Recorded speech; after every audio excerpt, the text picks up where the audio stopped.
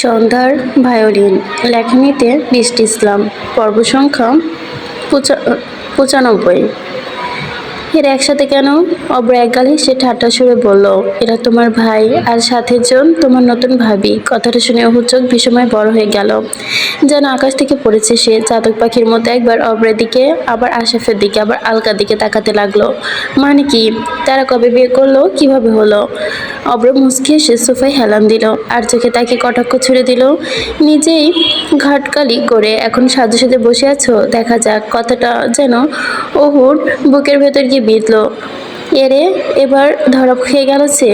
মুখের রং ফ্যাকাশ হয়ে গেল, কিছুটা লজ্জিত হলো, খুব একটা রাগান্বিত হলে তাকালো আশাফের দিকে। এই আশাফ ভাই, আপনি বিয়ে করে ফেললেন অথচ একবারও জানালেন না আমাকে।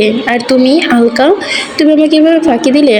ওর প্রশ্ন যেন থামতেই চাইছে না, একের পর এক অভিযোগ ছুটতে লাগলো সে। কিন্তু আশাফ আর আলকা শুধু মাথা নিচু করে বসে রইল। অবশেষে অব্র বিরক্ত হয়ে ওর হাত টেনে তাকে জোর করে বসিয়ে দিল পাশে। চুপ, এত কথা বলার সময় এইটা নয়, বলে সে পকেট হতে ফোন বের করে আলিনা খানের নাম্বার ডায়াল করলো। এপাশ থেকে বাংলাদেশে সবাই আশমিনকে নিয়ে ব্যস্ত। জামাই আদরে ধুম লেগেছে, মুহূর্তে ভিডিও কল রিসিভ হলো। অব্র বিন্দুমাত্র সময় নষ্ট না করে ক্যামেরার সামনে এনে দাঁড় করিয়ে দিল নবদম্পতিকে। হঠাৎ করে দৃশ্য দেখে সবাই হতবাক। আরে আশফার সাথে এই মেয়েকে? অব্র সোজা হয়ে উত্তর দিল, তোমাদের নতুন ভাগ্নে বউ আশা বিয়ে করেছে। কথাটা শুনে সবাই স্তব্ধ হয়ে গেল। ঠিক সেই মুহূর্তেই খবর পেল শিফার কানে। তার পরনে সাদা শাড়ি, গা ভর্তি গয়না, পুরোপুরি বাঙালিয়ানা কনে রূপ। কিন্তু মুখটা যেন হাসি থেমে গেছে মুহূর্তেই। সবচেয়ে বেশি কষ্ট হচ্ছে আশাফের মায়ের। ছেলে তাকে কি না জানিয়ে, পরামর্শ না করেই এত বড় সিদ্ধান্ত নিয়ে ফেলেছে।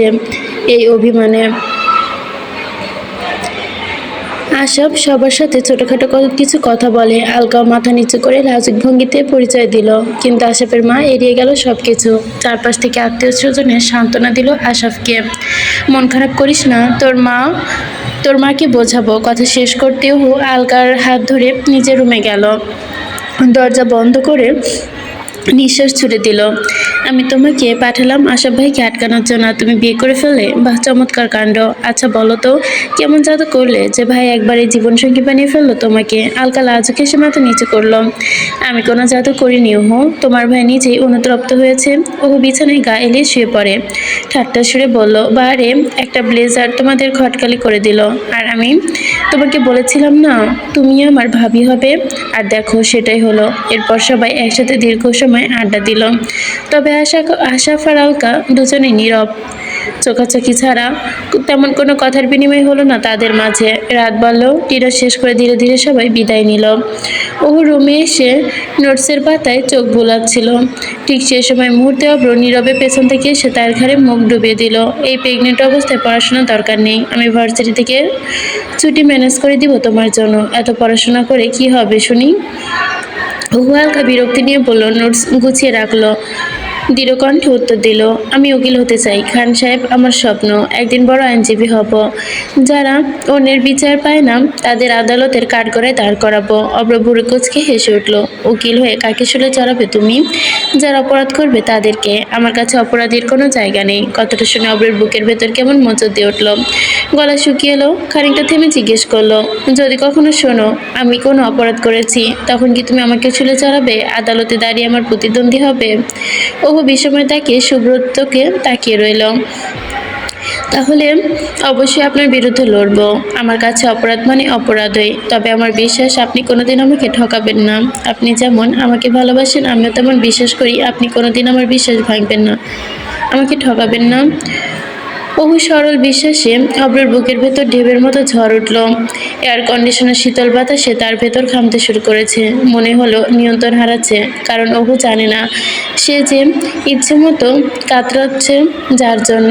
কত অপরাধ লুকিয়ে রেখেছে সে, অথচ এই মেয়েটা তাকে নিঃশর্তভাবে বিশ্বাস করেছে, ভালোবেসেছে। হঠাৎ ওহুর চঞ্চল ভঙ্গিতে ডেকে উঠল, এই যে খান সাহেব, কি হলো? এত ঘামছেন কেন?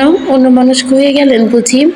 আচ্ছা বলেন তো, আপনি আমাকে কতটা ভালোবাসেন একটা উদাহরণ দেন। অব্র থমকে গেল। এই মুহূর্তে নিস্তব্ধ হয়ে গেল। অপুর কোলে মাথা রেখে শুয়ে পড়ল। অপুর পরনে আজ সাদা রঙের লম্বা ফ্রঞ্চ, আর গলায় আলিনা খানের দেওয়া সোনার চেন, নাকে অব্রের উপহার দেওয়া ছোট্ট নথ, হাতের আঙ্গুলে অব্রের ছোট দেওয়া ডায়মন্ড রিং এবং পায়ে নূপুর জোড়া। অব্র গায়ে সাদা কালো চেক শার্ট, যা তার জিম করা প্যাটার্ন শরীরটার দেহ ভেদ করে বেরিয়ে আছে। অব্র হঠাৎই অপুর কোলে মাথা রাখলো, চোখে চোখ রেখে কাপা কণ্ঠে বলল, একটা অন্ধ মানুষকে যেমন পৃথিবী দেখানোর আকুতি, ঠিক তেমনই নয়। বছর আগে তোমার স্মৃতি হারানোর পর আমি অন্ধ হয়ে গিয়েছিলাম। তখন না ছিল তোমার উপস্থিতি, না ছিল তোমার স্মৃতি। তোমাকে হারানোর সেই তীব্র যন্ত্রণা আমাকে ধ্বংস করে দিয়েছিল চন্দ্রবালা। আজও আমি সেই আগুনে পড়েছি প্রতিনিয়ত। প্রতিটা মুহূর্তেই নিজেকে ধ্বংস করেছি। মায়ের পরে নারীর জন্য আমার যদি বুক পড়ে, ঘোর রাতে তীব্রভাবে জ্বরের কাঁপুনি আসে, সেই নারী একমাত্র তুমি, তুমি চণ্ডা। কথাগুলো শেষ হতে অব্র ধীরে ধীরে ঝুঁকে পড়ল, মাথাটা আলগোস্তে রাখলো অহুর গোলাকার পেটের ওপর। নরম চামড়ার আদর ভেদ করে যেন স্পর্শ পেল অভুষ্ট পানের। গলা ভার হয়ে এলো তার, ফিসফিস করে আওড়ালো, মাম্মাকে এত কষ্ট দিচ্ছ কেন প্রিন্সেস? তোমার আম্মাও তো একটা বাচ্চা। সারাদিন তোমাকে সামলে তোমার আম্মা ক্লান্ত হয়ে পড়ে। তোমার পাপ্পাও দিন গুনছে, কবে তুমি আসবে, কবে তুমি আমাকে পাপ্পা বলে ডাকবে, আমার হাতের আঙুল ধরে হাঁটবে, কবে তোমাকে বুকের মাঝে জড়িয়ে ধরবো। বিশ্বাস করো, আমার ঘুম আসে না তোমায় ভেবে প্রিন্সেস। বলে অব্র আদুরে ভঙ্গিতে অহুর তলপেটে চুমু খেলো। অহু হেসে উঠল। খানমহল তখন সবাই জানে অহু গর্ভবতী। শিগগিরই তারা লন্ডন হতে ফিরে আসবে ঠিক করেছে। ঠিক সে সময় বারান্দায় রাখা অহুর টিয়ে পাখিটা খাঁচা থেকে শোনা গেল অহু অহু ডাক। অহু চমকে উঠে বারান্দার দিকে তাকালো। টিয়া পাখি সেই এই কদিনে শিখিয়েছে নাম ধরে ডাকা, কথা বলা। তারা এখন নিখুঁতভাবে ডাকে। দেখুক না পাখিগুলো ডাকছে কেন। অব্র তৎক্ষণাৎ উঠে বারান্দার দিকে গেল। পেছনে ছুটল অহু। খাঁচায় টোকা দিতে পাখিরা ডানা ঝাপটিয়ে চেঁচিয়ে উঠল, খারাপ লোক, খারাপ লোক। অহুর কপালে মুহূর্তে ভাঁজ পড়ে গেল। অব্রর বুক কেঁপে উঠল, কারণ সে জানে এই ইঙ্গিত তার দিকে যাচ্ছে। অহু প্রশ্ন ছুড়ল উদ্গ্রীব কণ্ঠে, এরা আপনাকে দেখে এরকম করছে কেন? অব্রর ভেতরে কষ্ট চেপে হাসলো, সত্যি লুকালো, ওরা তো আমার সাথে তেমন ঘনিষ্ঠ নয়, তাই হয়তো। বলে অব্র বারান্দা থেকে ফিরে এলো। বুকের ভেতর অদ্ভুত ধুকপুকানি শুরু হলো। বাম পাশে চেপে ধরলো এক হাতে, তলপেটে সেই জায়গায় যেখানে এরিক আঘাত করেছিল। সেখানে ব্যথা তীব্র হয়ে উঠল। ধীরে ধীরে এসে বিছানায় শুয়ে পড়ল অব্র। বুক আর মস্তিষ্ক দু জায়গায় যেন উথাল পাথাল ঝড় বইছে তার। বাংলাদেশে তখন সময় রাত 10টা। বাড়ির ভেতরে চারদিকে এক অদ্ভুত নিস্তব্ধতা। ঠিক এই সময় পুনম ধীরে ধীরে এসে মায়ের ঘরে প্রবেশ করলো। তার চোখ মুখে ভরাক্রান্ত, যেন বুকের ভেতর কোনো আগ্নেয়গিরি অশান্তভাবে চলছে। পাশে বসেছিল তার ছোট্ট বোন পূজা, নীরব নিস্তব্ধ। ভাইয়ের চোখের দিকে তাকিয়ে সে। পুনমের মা তখন পাঞ্চি বলছে। ছেলের বিমর্ষ মুখখানি লক্ষ্য করে হঠাৎই প্রশ্ন ছুড়ে দিলেন, কিরে মুখ ভার করে আছিস কেন? কোনো উত্তর দিল না পূর্ণম। মাথা নত করে নাকচ ঝাঁকিয়ে পড়ল মায়ের দু পায়ে। বোধহয় তার সমস্ত জীবন, সমস্ত অস্তিত্ব এই দুই পায়ের কাছে আত্মসমর্পণ করে দিল। মুহূর্তে সবাই হতবাক। হঠাৎ কি এমন ঘটলো? পুনম কপাল ঠেকালো মায়ের পায়ে, তারপর হাহাকার মতো কান্নায় ভেঙে পড়ল। আম্মা, আম্মা গো, আমাকে মাফ করে দেন। চমকে উঠল পূজা, ভয়ার্ত কণ্ঠে জিজ্ঞেস করলো, দাদা, দাদা কি হয়েছে তোমার? পুনম শুধু কাঁদছে। মা ছেলের মাথা দু হাত বুলিয়ে দিতে দিতে ব্যাকুল কণ্ঠে জানতে চাইলো, কি হয়েছে আব্বা? তুই কি কিছু করেছিস? আমার কাছে কেন ক্ষমা চাইছিস? কণ্ঠ রুদ্ধ হয়ে এলো পূর্ণামের। অশ্রুসিক্ত কণ্ঠে ফিসফিসে বলল, আম্মা, আমি অনেকবার অপরাধ করে ফেলেছি, আপনারই কষ্ট দিলাম, আমায় মাফ করে দেন। পূর্ণম মায়ের বুকের ভেতরে যেন অস্থির ঝড় বয়ে গেল। কি অপরাধ করেছিস তুই? আকস্মিক পূর্ণম আবার কপাল ঠেকালো মায়ের পায়ে, গলা কাঁপতে কাঁপতে আড়ালো, আম্মা, আমি একটা মেয়েকে খুব ভালোবাসি, কিছুদিনের মধ্যে ওর বিয়ে, আমি চাই ওরে বিয়ে করতে। কথাটা শুনে পূর্ণমের মা হেসে উঠল। মুহূর্তে তার বুক ভার লাঘব হলো।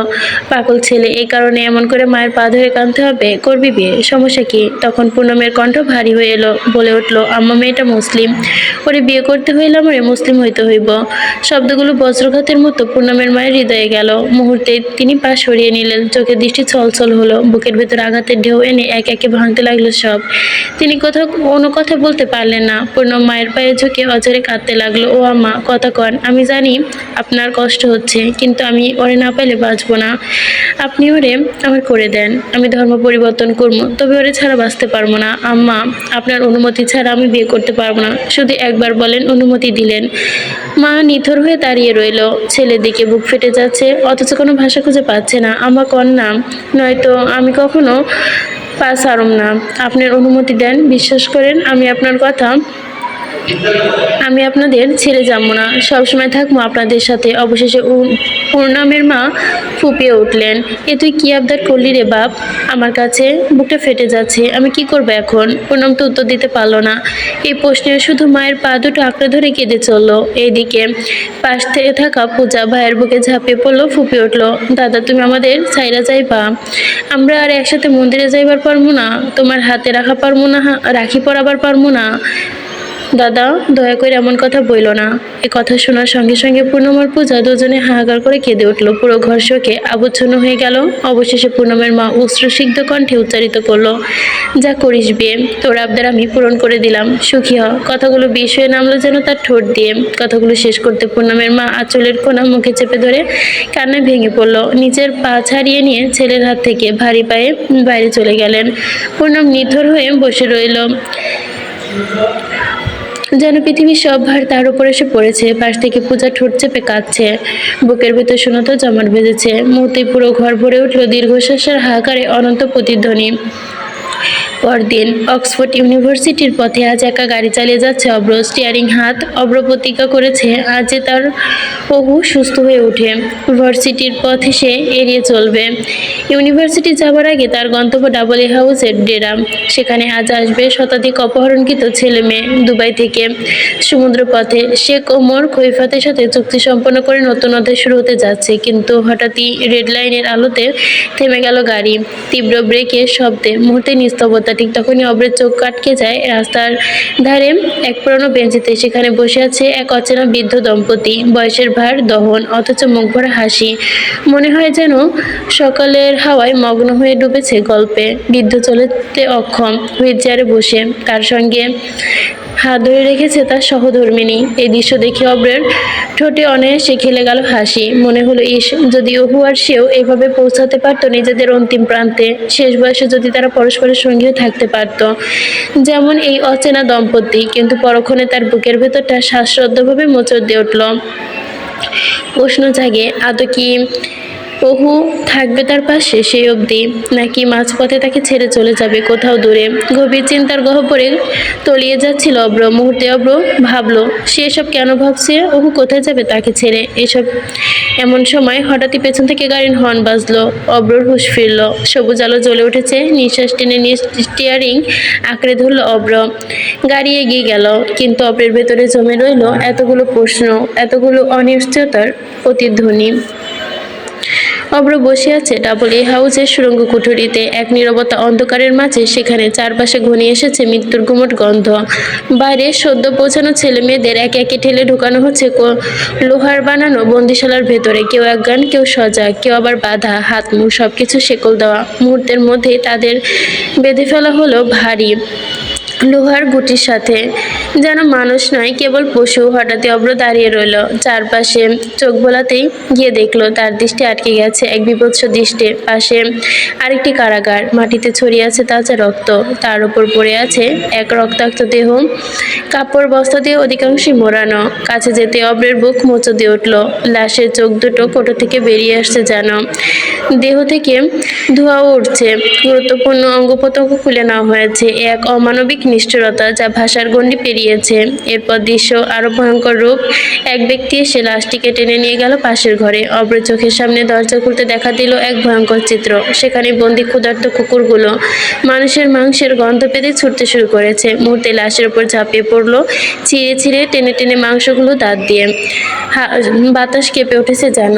এমন সময় নওয়াজ এসে দাঁড়ালো, নতুন আনা বন্দীদের ভেতরে রাখলো। অব্র সেখানে গিয়ে একবার দেখলো, ভারী লোহার দরজা ঠেলে ভেতরে প্রবেশ করতে অব্রের দৃষ্টি জমাট বাঁধল। শিকলের সাথে বাঁধা অসংখ্য শিশু কিশোর, অল্প বয়সী ছোট ছেলে মেয়েগুলো ভয় আর ক্ষুধায় কান্না জড়িত হয়ে বসে আছে। হঠাৎই তার চোখ পড়ে এক ক্ষুধার্ত ক্ষুদ্রদেহী মেয়ে, ফ্রক পরা। বয়স আর কত হবে, 6 কিংবা 7। তার ঘাড় বেয়ে কালচে তরল রক্ত পুঁজের মতো বেরিয়ে আসছে। সে এগিয়ে গেল, হাঁটু গেড়ে বসলো মেয়ের সামনে। কাছ থেকে মুখটা দেখতে গিয়েও বুকের ভেতরটা মোচড় দিল পরিমতো নিষ্পাপ চেহারাটা। মুহূর্তে অব্রের মস্তিষ্ক ঝলকে উঠল ভয়ঙ্কর চিন্তা। তার নিজের ঘরেও তো শিগগিরই আসতে চলেছে আরেকটা। অহুর গর্ভে বেড়ে উঠেছে সন্তান।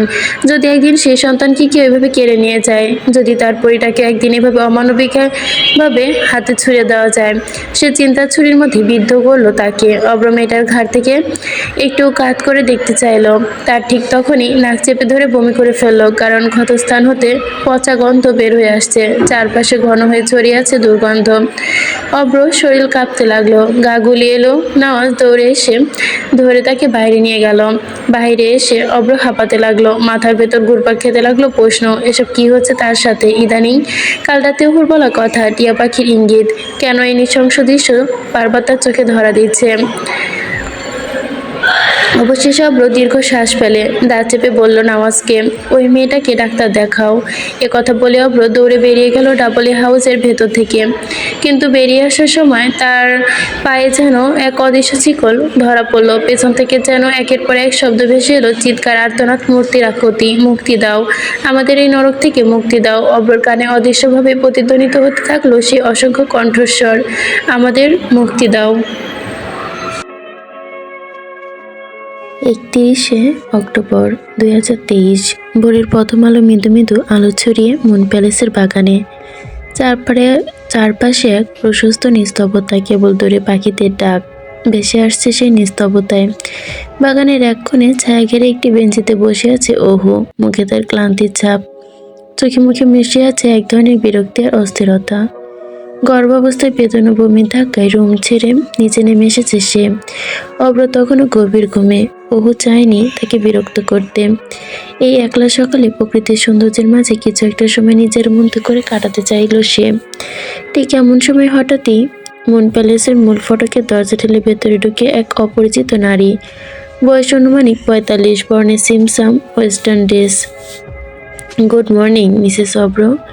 ও একটু কৌতূহল হয়ে জবাব দেয়, good morning, but who are you? মৃদু হাসে সে, I am Elizabeth, you can call me Ellie. আমাকে মিস্টার অব্র পাঠিয়েছে আপনার দেখাশোনার জন্য। আজ থেকে আমি এখানে থাকবো, আপনার পাশে। আপনি গর্ভবতী, এই সময় একজন মানুষ পাশে থাকা খুবই দরকার, তাই না? তৎক্ষণাৎ ওর মুখে ফুটে ওঠে প্রশান্তির এক হাসি। সত্যি এ সময় কাউকে তার প্রয়োজন ছিল, তার জন্য তার অব্র এত কিছু ভেবেছে, ভাবতেও ভালো লাগে তার। একটা ভার হালকা হয়ে এলো ওহুর মনে। ও একগালে সে আন্তরিক গলায় বলে ওঠে, ঠিক আছে, আপনি ভেতরে যান, আমি আসছি। আর একটা কথা, আমাকে তুমি করে বলবেন, তাতে আমি বেশ স্বাচ্ছন্দ্য বোধ করব। মিসেস এলি হেসে সম্মতি জানালেন, ঠিক আছে। তারপর তিনি ভেতরে প্রবেশ করলেন, মূল প্যালেসের ভেতরে। আর তার পেছন পেছন হাঁটা ধরল ওহু।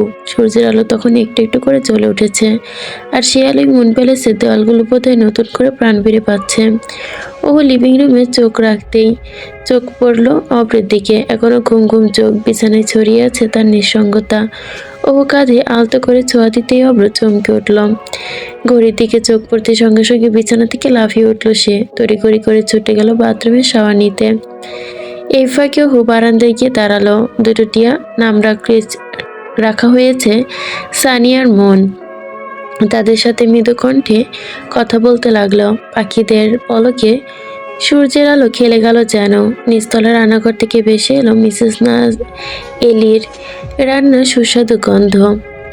গন্ধে মুখরিত সকালের টুকরো যেন। ইতিমধ্যে শাওয়ার করে বের হয়ে এসেছে অব্র। ড্রেসিং টেবিলের সামনে সে, গলায় টাই বাজছে ধীরে ধীরে নিখুঁতভাবে আয়নায় নিজের প্রতিবিম্বকে দেখে। সাদা শার্ট, কুচকানো চোখ, তাকিয়ে রয়েছে সে। সাদা শার্ট, কুচকে থাকা হাতা, নিচের বেশিরভাগ অংশই বাহু, হাতে তাজা খোঁচা দাড়ি। এমন চেহারা, এমন উপস্থিতি, কোনো নারীর দিকে তাকালেই যেন সুদর্শন পুরুষটি ঘায়ল করে ফেলবে। কিন্তু এ তো শুধু বাইরের আবরণ, ভেতরে ভেতরে সেই পুরুষ ধ্বংস হয়ে যাচ্ছে, ধ্বংস করে ফেলছে নিজেকে এক নারীর প্রতি নির্বিচ্ছিন্ন ভালোবাসায়। এই অবসাদগ্রস্ত ত্যাগ আর দহনদগ্ধ ভালোবাসায় সবকিছুর ঊর্ধ্বে। কি হলো বৈশাখা, এমন করে মুচড়মুচড় করছেন কেন? কিছু বলবেন? অহু কিছুক্ষণ চুপ করে থাকে, তারপর হঠাৎ পেছন থেকে অভ্রকে জড়িয়ে ধরল। একটা কথা ছিল, বলবো? রাখবেন? অভ্র এবারও শান্ত, প্রশ্ন করলো নরম কণ্ঠে, কি কথা বলো? অহু গড়িমসি করতে করতে বলল, পারুকে তো চিনেন আপনি, ও আজ আমার থেকে একটি সাহায্য চেয়েছে। ও আজ বাসা থেকে পালিয়ে বিয়ে করতে যাবে তার বয়ফ্রেন্ডকে। ওর বয়ফ্রেন্ড হিন্দু আর ওরা মধ্যবিত্ত, পারিবারিক রাজি না। ওদের একটু সাহায্য করবেন যেন পূর্ণম ভাইয়ের পরিবার ক্ষতি না হয় আর পারুও বাঁচে। প্লিজ, ওরা একে অপরকে অনেক ভালোবাসে। সবটুকু বলেই চুপসে গেল অহু, মাথা নিচু করে। এক সমাপ্তি আশঙ্কা, চোখে জল টলমল করছে। অভ্র তার দিকে তাকিয়ে কিছুক্ষণ, তারপর হাত বাড়িয়ে অহুর চিবুক স্পর্শ করতেই চোখে চোখ রাখলো। তার কণ্ঠ নরম, তুমি খুশি হবে? হ্যাঁ, খুব খুশি হব। অভ্র চোখে তখন এক জটিল ঝড়, ঠোঁটে এক কোনো হাসি, কিন্তু তার চোখে এক সমুদ্র বিষাদ ভার করে আছে। বলল, তাহলে তোমার জন্য আমি নিজেকে কোরবান করতেও রাজি চন্ডা। চন্ডা, এই নামটুকু শুনতে অহু সমস্ত শৈলবে শিহরণ বয়ে গেল। বিস্ময়ের আবেগ মিশ্রিত দৃষ্টিতে তাকিয়ে রইল। মুহূর্তখানেকের জন্য থমকে গেল সে। চন্ডা, কিন্তু মুখটা প্রশ্ন আসে না। অভ্র ধীরে হাত নামিয়ে দেয়, স্বাভাবিক ভঙ্গিতে ফিরে আসে, বিছানা থেকে তুলে নেয় ব্লেজার, ফোন আর গাড়ির চাবি। পেছন পেছন অহু ছুটে যায় খাবার টেবিলের দিকে। কিছু না বলে অভ্র তার প্রত্যরা সেরে নেয়, তারপর নীরবে চরণে মুন প্যালেস থেকে বেরিয়ে যায়, উদ্দেশ্য অক্সফোর্ড ইউনিভার্সিটি। বেরিয়ে যাওয়ার মুহূর্তে দরজার কাছে দাঁড়িয়ে মিসেস এলিকে বলে যায় অভ্র, ওর খেয়াল রাখবেন ঠিক মতো। মিসেস এলি সম্মতিসূচক হাসিতে মাথা নাড়ল। গাড়ি শব্দ মিলিয়ে গেল দূর প্রান্তে। ও তখন মূল প্যালেসের বারান্দায় দাঁড়িয়ে বুকে হাত রেখে নিজের সন্তানের উপস্থিতি অনুভব করছে। ঢাকার বুকে দুপুর নামেছে ধীরে, সূর্য ঠিক মাথার ওপরে। তীব্র রোদের আজ রাজপথ ঝলসে উঠেছে। শহরের ব্যস্ততার এক কোণে দাঁড়িয়ে আছে পুনম, টিকিট কাউন্টারের সামনে, হাতে ধরা দুটো বাস টিকিট আর কাঁধে কাগজপত্র ভরা এক ব্যাগ। চোখে অপেক্ষা তার গভীরতা। সে চেয়েও তার রাস্তার দিকে। তখন পারু এসে পৌঁছাবে, গাড়ি ছাড়বে ঠিক দুপুর 12টায়। সময় এগিয়ে যাচ্ছে, কিন্তু পূর্ণমের মন যেন স্থির হচ্ছে না। তার চোখের পেছনে আজ এক বিশাল সিদ্ধান্তের ছায়া। এই শহর, এই দুপুর। সে পিছু ফেলে চলে যাচ্ছে পরিচিত সব চিহ্ন, ধর্ম, জাতকুল ফেলে। ঠিক তখনই ভিড় পেরিয়ে এগিয়ে এলো পারু, মাথায় ঘুমটা টানা কালো বোরখা, পিঠে ব্যাগ, হাতে সাথে একটা ফাইল। যেখানে যাচ্ছে তাদের জন্য নতুন জীবনের সব কাগজপত্র। পুনমের চোখে প্রশান্তির ছায়া নামলো। সে এগিয়ে গেল পারুর দিকে, হাতটা শক্ত করে ধরলো। তাদের দুজনকে সাক্ষী নিয়ে পুনম পারুকে নিয়ে দ্রুত উঠে পড়ল কাউন্টারের পাশের মার্কেটে এক কোণে থাকা কাজী অফিস। সব প্রস্তুতি পুনম আগেই সেরে নিয়েছিল। ধারমন্তিক হয়ে সে এখন মোহাম্মদ মিহাদ। পারু আগের রাতে সমস্ত কাগজ, জাতীয়পত্র, জন্মসনদ, প্রয়োজনীয় সার্টিফিকেট মেল করে পাঠিয়েছে। সবে কাগজ হাতে তুলে দেওয়া হয়েছে। অফিসের নিস্তবতা ভেঙে কাজী সাহেবের গলা থেকে কথা এলো, আপনি তিশা খান পারু, পিতা তোফাজ্জল হায়দার আর আমেনা হায়দার। আপনি যদি 5 লক্ষ টাকা দেন মোহরে মোহাম্মদ মিহাদ ওরফে পুনম ঘোষকে বিয়ে করতে সম্মত হন, তবে বলুন কবুল। শব্দটা যেন মুহূর্তেই পারুর ঠোঁটে বদল, কবুল। কিন্তু দ্বিতীয় বলার আগে গলা কেঁপে উঠল তার, চোখ দিয়ে অশ্রু গড়িয়ে পড়ল অবিরাম। হাজারো ভয়, স্মৃতি, চিন্তা তার ভালোবাসার টনক নড়িয়ে দিল। তবুও সে তার গলা কাঁপলো যেন। তখন পূর্ণম এগিয়ে এসে দুহাত ধরল পরুর। পারু মৃদু কণ্ঠে বলল, আমি আছি তো। পাল্টা ভরসা দিয়ে ভিজে চোখে পারু আবারও বলল, কবুল। শেষবার কবুল। শেষে হলো পরুর। এবার পূর্ণম 3বার জোরে সুস্পষ্ট গলায় বলল, দুহাত তুলে দুজনে কলম কাবিননামায় স্বাক্ষর করল। জীবনের নতুন অধ্যায় শুরু। নিবন্ধন পর কাগজপত্র গুছিয়ে হিসাব চুকিয়ে দিয়ে বাসের দিকে রওনা দিল। দুপুর 12টা বাজতেই বাস ছেড়ে দিল ঢাকা ছেড়ে, পেছনে ফেলে সিলেটের পথে। বাসের জানালা দিয়ে সূর্যের আলো এসে পড়ছে পারুর মুখে। চোখ দুটো লাল হয়ে আছে, কিন্তু ভয় নেই, কেবল সাহসের রং। বুকে জমা নিচে সেই লুকিয়ে রেখেছে নিজের কানে গুজে রাখা কিছু গয়না। এই জীবনের সম্ভাব্য বিপদে ঠেকবার প্রস্তুতি। সিলেটে পৌঁছে উঠবে তারা পূর্ণমের বন্ধুর বাসায়, কারণ পূর্ণম জানে তার নিজের রক্তের সম্পর্ক তাকে আরও আগে গ্রহণ করবে না।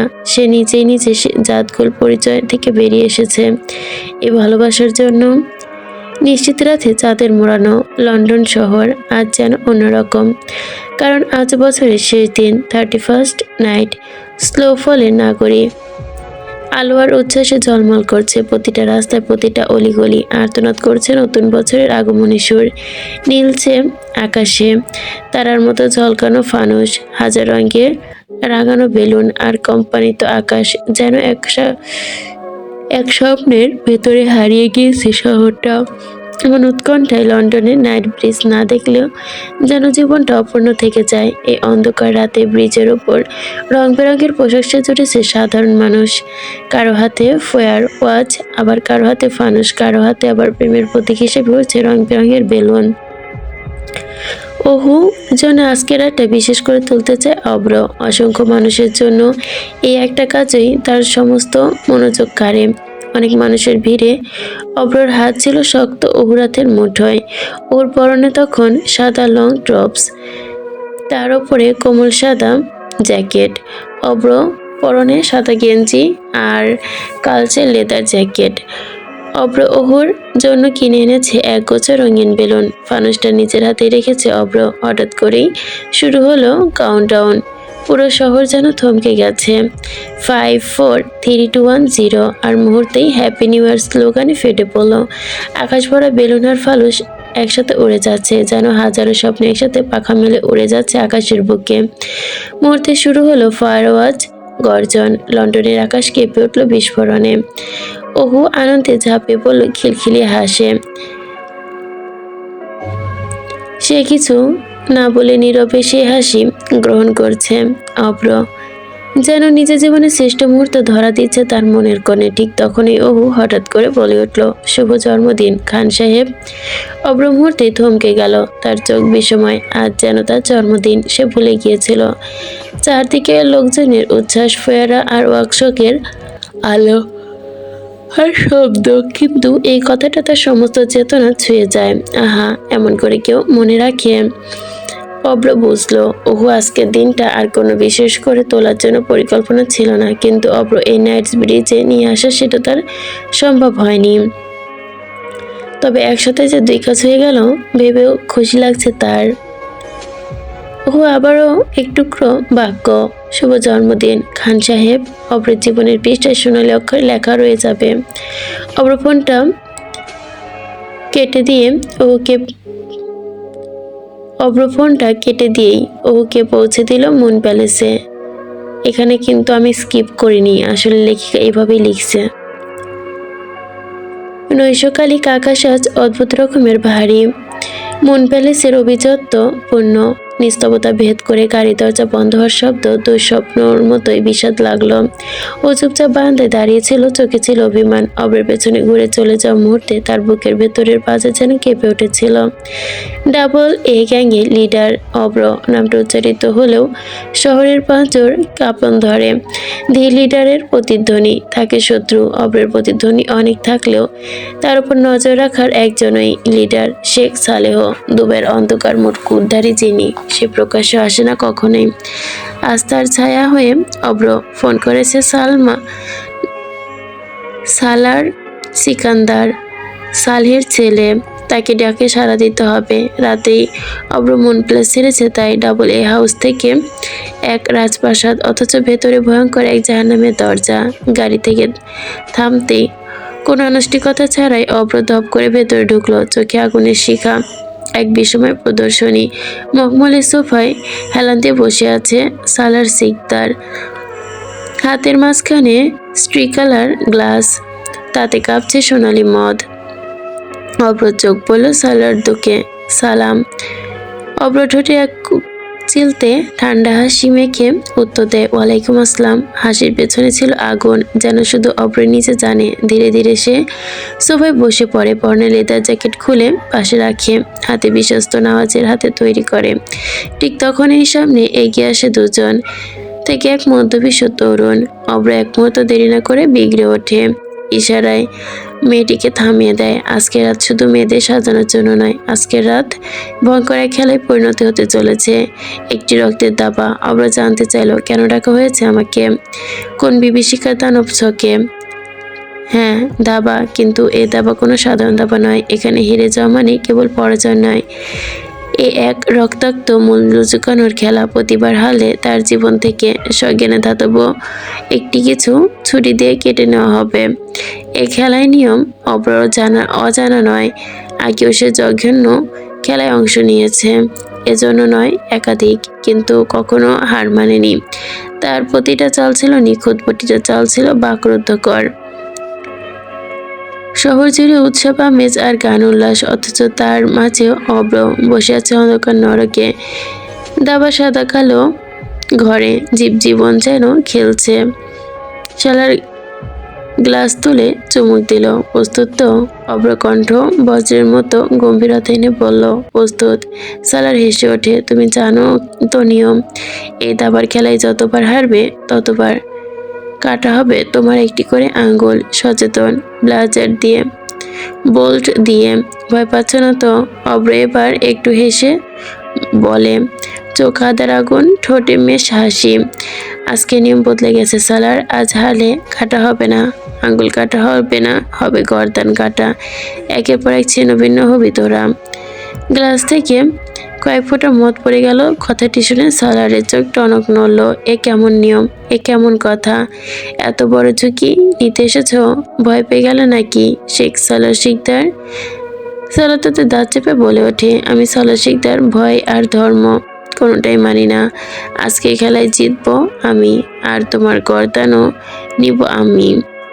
ডাবল এ হাউসে ড্রয়িং রুমে রাতের অন্ধকারে গা ঘেঁষে বসে আছে। দেওয়ালে ঝাড়বাতি কাঁপছে মৃদু বাতাসে। টেবিলের মাঝখানে কভার্ড। অব্র চোখ নিচু করে বোর্ডের প্রতিটি অক্ষরে গুটি ঘোরাচ্ছে। অব্র চোখের দিকে নিচে ঘাম নেই, কিন্তু মনে হচ্ছে ঘূর্ণিপাক। দাবা বোর্ডের প্রতিটি গুটি তার নিচের সেনা যুদ্ধের প্রতিটি জীবন চলন থেকে রাজি, আর জীবনে নিজেকে পেয়ারাদার একটা গুটি এগিয়ে নিতে হবে। বলে ওঠে, পরম রক্ত ঝরানোর আগে সব সময় নীরবে পা ফেলতে হয়, আর সেটা মেনেও চলতে হয়। সালার হাসে। সে নিজের উজরে কেউ করে আনে, কান দিয়ে বলে, উজির মানের শত্রুর বুক চিরাম হাতির। আমি কি জানি কিভাবে খেলা শেষ করতে হয় অব্র এবার তার ঘাড় এগিয়ে দেয়, বলে, গুটিগুলোর ভেতর হিসাব নিকাশ চলছে। সালার তার তরুণ রানী বের করতে সামনে আনে চোখ। নওয়াব এখন চুপচাপ। সালার হঠাৎই পেয়ালাটা দিয়ে অব্রের একটা ছবি তুলে নেয়।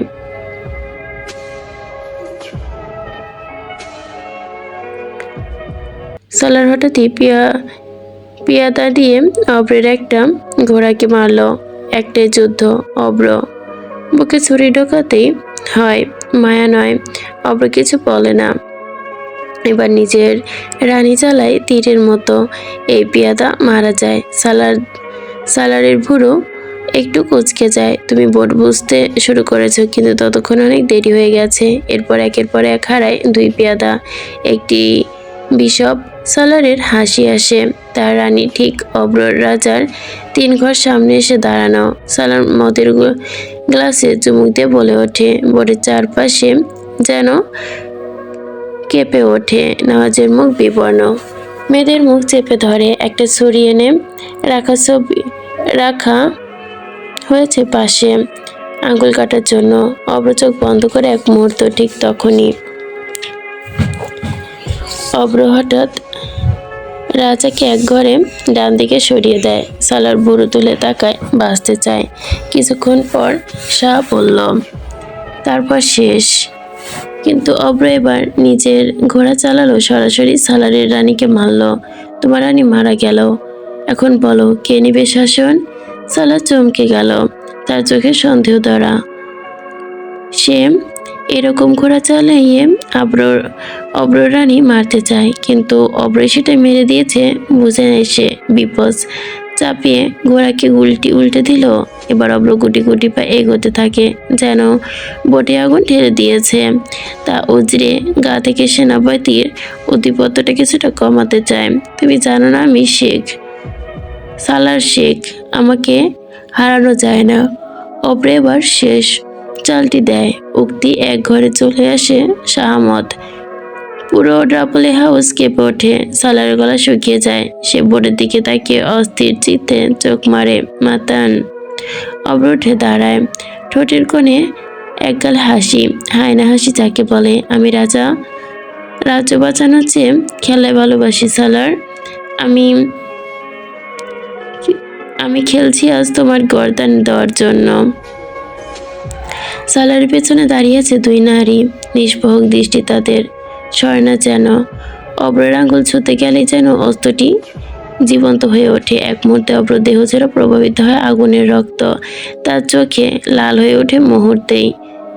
তবে ভেতরে থাকা জানোয়ার জেগে ওঠে না। এমন এক জানোয়ার যা তৃষ্ণা কেবল রক্তের। সালারের চেতনা ফিরল, মাথা টনক নড়ল। গর্দান নামানো হবে এবং গর্দান নিজ হাতে নিবে অব্র। অব্রের এক কথা ভাবতে সালারের ভেতরটা যেন পিছিয়ে যেতে শুরু করলো। আমায় ছেড়ে দে, আমার কিছু হলে আমার পিতা তোকে জীবন্ত পুঁতে ফেলবে, ও মেরে ফেলবে তোকে বলে আহাজারি করতে থাকলো সে।